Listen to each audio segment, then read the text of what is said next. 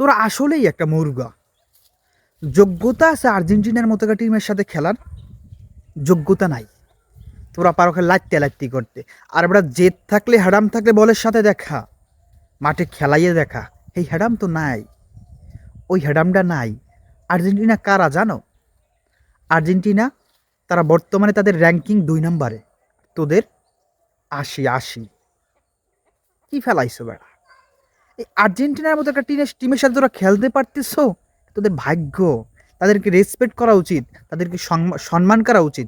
এটা তো তোরা করতে জানো না, এটা তোদের সাথে নাই।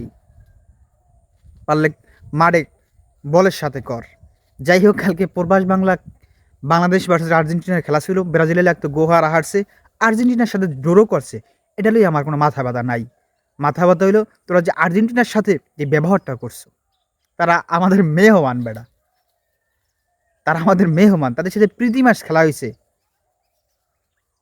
ফিফা কোনো খেলা হয় নাই। তাদের সাথে যে ব্যবহারটা করছো না, এটা আসলে বাংলাদেশের যে নামটা ডুবাইছো, তা মেহমানের সাথে এই ব্যবহার করে না। আচরণ ভালো কর। যদি এত হ্যাডাম থাকে, এত রাগ থাকে, এত জেদ থাকে, বলের সাথে দেখা হেটা তো পারো না। বাংলাদেশের নামটা তোরা ডুবাইতেছো।